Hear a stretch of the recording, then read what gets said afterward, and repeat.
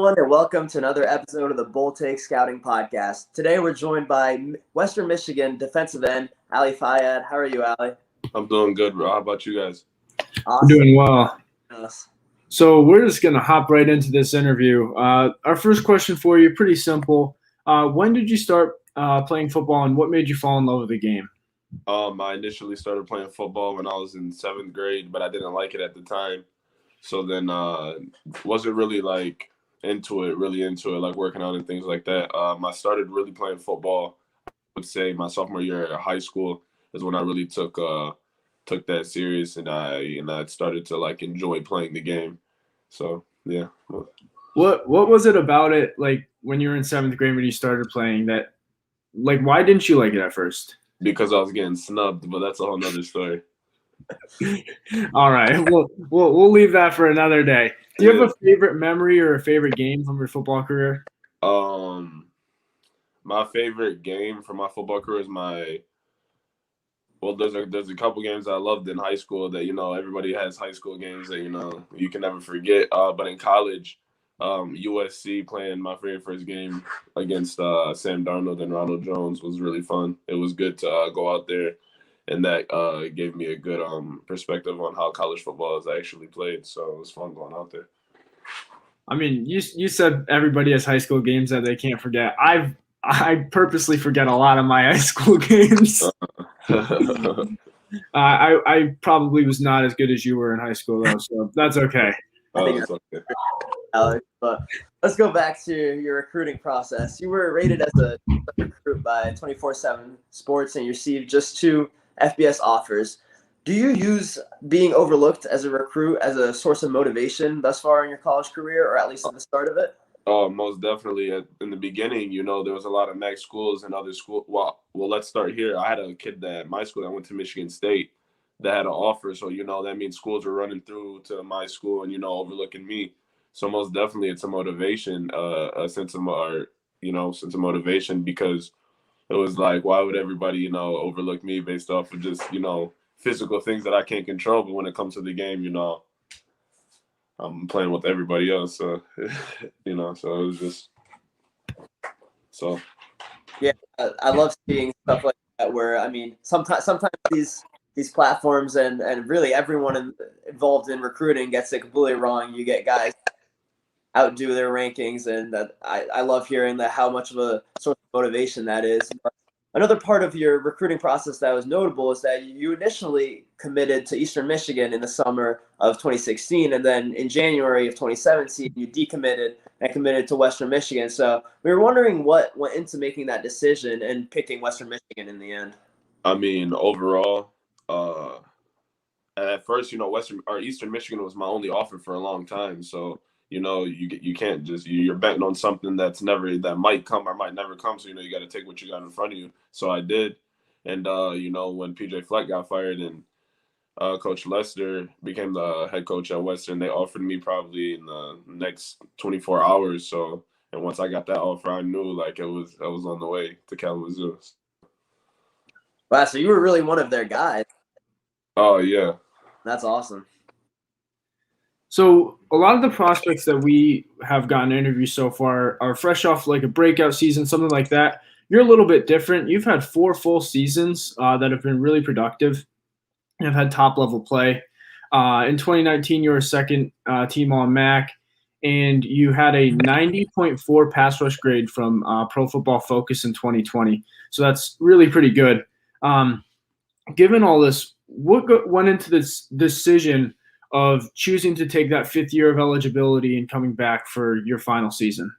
Well, last season I got hurt, so that was the big decision maker in the whole process. When you go to the NFL, it's not just about you're going to the NFL. It's you got to be prepared, and I felt like at the time I could have been more prepared. I didn't want to give them half of me when I knew I can come back and give them all of me.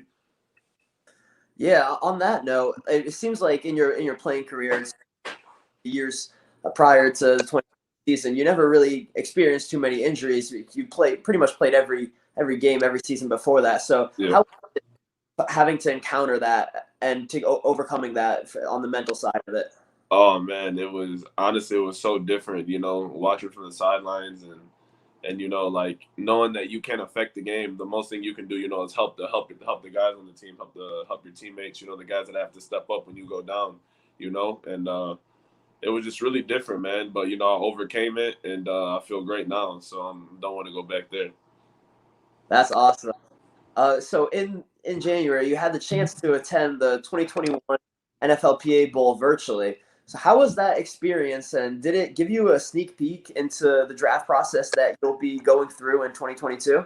Most definitely. And it also helped out just on, like you said, the mental side, and just the preparation, just so your mind can visualize like what's about to happen next, because it's something that you really don't know until you do. So that the NFLPA will help like open up, your mind to like what the NFL really is about and how much goes into it. And it's a business, not just a sport. Yeah, so the last question about the NFL draft and stuff like that. Obviously, you're firmly on the radar of NFL scouts. When was the first time that you heard you were being considered an NFL prospect, and what did that feel like? Ooh, I don't know. No, I don't remember when the first time I knew I was an NFL prospect. I just kept playing. I never really thought about it, because I don't know, man. I really just never did. I just kept grinding, head down. Something not to think about. If the work that I put in the film that I put out is worthy, then I'll feast in the fruits of my labor once I get there. I love that mindset. And let's get into your game tape now. I think it's pretty obvious to a lot of people that your pass rush ability is definitely the best point in your game. How you combine your natural burst and bend around the edge with well worked hand moves to get to the quarterback. So would you agree that that's really your top strength on the football field? And what are some additional strengths that you bring in your opinion? I think I'm a premier pass rusher, but all around, I think I'm dominant in the run game too. It's not really times you see me get blown off the ball actually ever. I think I'm really good. I have really strong hands. I think all around that I can just seal off an edge, and I'm a defensive end, 3-4 outside linebacker, wherever you want to put me at. But I can just hold down an edge. I can for sure do that. Yeah, I think that's what's really important, especially with projecting to the NFL, is if you do one thing really well at the college level and you can win every rep that way, that'll only get you so far because in the end you're going to have a complete game when you're jumping to the next level. And I think I'd agree that when you look at your tape, you really do bring that, and you'd definitely be a very useful player to a lot of NFL teams. But obviously, every good player knows that there's always something they can improve on. So, are there any particular areas of your game that you're looking to work on ahead of the 2021 season? Yeah, I'm definitely working on my backside pride this year. If the plays away, I'm going to get them. I'm hawking everything down. Just really giving it my all, just running to the football, running to the football, running to the football, improving my run game, run defense, improving my pass rush too. Everything all around, just working on balance, working on just improving my body, the way I feel, mentally, physically. And so it's everything, man. Everything works as one. I really figured that out. So I'm just trying to get it. When we were talking about your strengths, you mentioned the possibility of playing an outside linebacker if you had to. You think versatility is something that's important in your game as well? Oh, most definitely. If you watch my film from when I first got to Western, I've played a little bit of 3 tech, hand in the ground. I played the 5 tech, hand in the ground. I've stood up, dropped back. I've stood up in pass rush. So yeah, I think I bring a lot of versatility to any team that chooses me. I think versatility is really important, especially in today's NFL, because it's tending towards more of a almost positionless game where they're going to put the 11 best players on the field and figure out what kind of defense to run with them versus picking 11 specific positions and plugging in players that fit exactly in there. So versatility is definitely a huge trait to have. Talking about your team now as a whole, Western Michigan got off to a 4-0 start in 2020. You guys ended up losing your last two, but you still finished with a solid record at 4-2. What are some goals heading into next season for your team? We're gonna win it all this upcoming year. That's the goal, and that's the only goal. Anything less is a failure this year. We're going to get that this year because we felt like that should be ours the past couple years. It's always been one game, but I think we got it together this year. We tightened up the little things, and we're about to go handle business. And by win it all, you mean win a bowl game, win your conference? Won the conference, won the MAC. That's awesome. I can't wait to see you guys chase that. Definitely a really exciting group of players, and I mean the MAC's looking wide open right now, so it's certainly going to be a fun conference to watch. Most definitely. I want to touch on that game that I brought up to you before we started recording. It was the Ball State game this year. Unfortunately, you guys ended up losing that game, but the play at the end, if you haven't seen it, go watch it. It's a wild play. Western Michigan was down by 3, I think, with roughly 10 seconds left. You guys were at about the 50-yard line. Right. And pretty much what happened was there was a play with probably about over 10 laterals, I think. Yes. There was a forward lateral in there, so that's why the play didn't end up counting.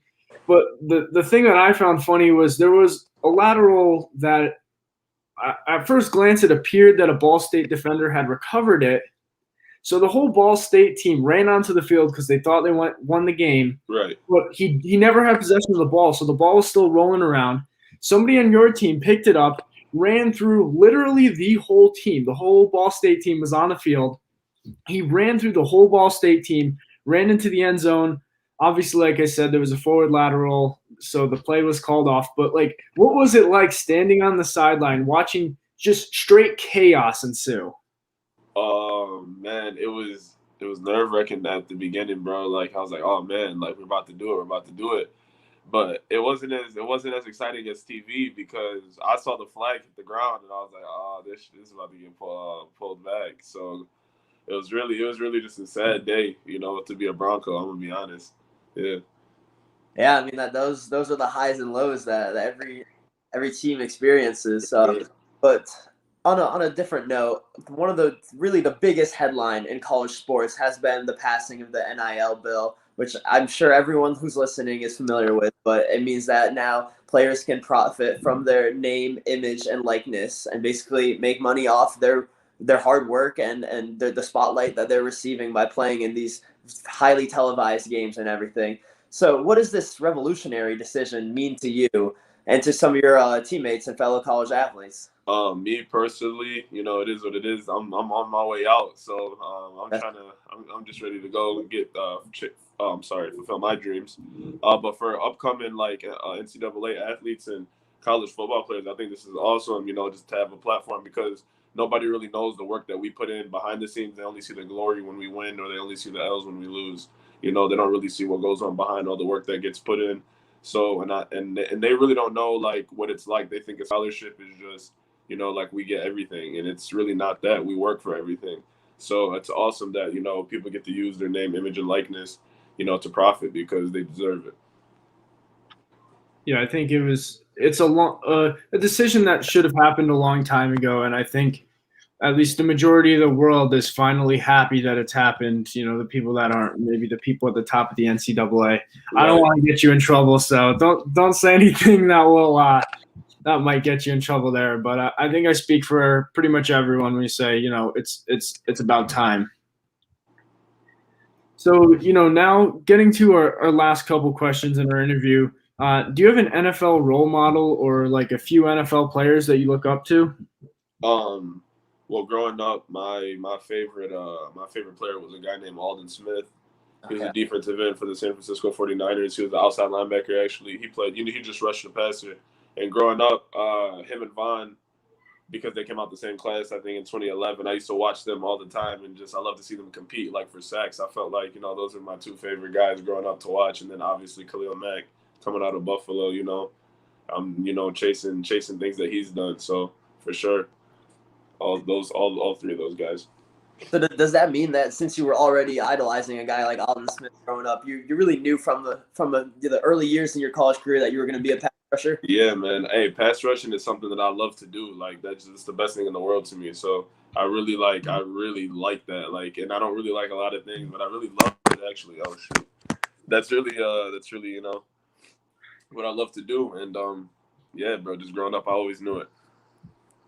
I love that because you can really just tell that that's something you take a lot of joy in, and that's your passion. And obviously, that's why you put in that work, and now you're on that path to potentially become an NFL player. And So one of our last two questions that we like to ask everyone is, who's the best player you've ever played against in your collegiate career thus far? And I imagine it's got to be some of the USC guys in your first ever game, right? Most definitely. I'm not about to say their O line was like that. I'm gonna be honest. But what I will say is that Ronald Jones and they had a receiver. Number 7 was one of the fastest guys I've ever seen on a football field. So it was ridiculous. It was fun. They were the best players I've played against. Most definitely. What about a player that was on your team on 2020, Dwayne Eskridge, the wide receiver? Oh, that's the best player I've played with. Yeah, so he's just that guy's an awesome guy to be around, bro. That's a real leader and role model right there. Both of us loved Eskridge. Yeah. We really think he's going to be doing big things in the league. But so our last question is one that we like to end off on. If anyone who's listening, if you usually follow along, you know what's coming. But it's a really nice inspirational note to leave off on. So Ali, what is the best piece of advice you've ever received from a coach or teammate? Can I go a little like sidetrack and tell you the best advice is something that my mom gave me? Of course, yeah. Yeah. So it was my freshman year of high school. I was playing football, and I felt like I kept getting snubbed year after year after year. And I was like, man, I'm going to quit. I don't want to play anymore. This is some BS, whatever. And, her advice to me was, you finish out the season because you don't quit anything you ever do in life. You finish everything. And honestly, that little sentence right there, finish everything and never quit anything in life, really saved my whole career because who knows if I quit that year, if I ever would play football again. It really just motivated me to always continue to keep doing what I'm doing and never stop, pedal to the metal all the time. That's absolutely awesome. And I mean, I'm very thankful for you that your mom told you that. And yeah, I appreciate that you twisted that question and turned it into something your mom said. Because I mean, we very often we see the player, but we don't see the parents and the mothers that are pushing them and bringing them to practices here and there. It's great to hear you give some credit to her there. Yeah, of course. And that pretty much wraps up our interview. Anything else you want to say to our audience, anybody that's listening, before we wrap this up? Shout out to Bronco Nation, the Bronco fans. Shout out to you guys, bro. Appreciate you having me here. Shout out to my family and shout out to the whole team. We're about to go get this MAC championship, man. You heard it here first. Ali Fayad, Broncos, Western Michigan Broncos, 2021 MAC champions. Yes, sir. You heard it. And thanks to everyone listening. We'll be back with another Bold Take Scouting podcast soon.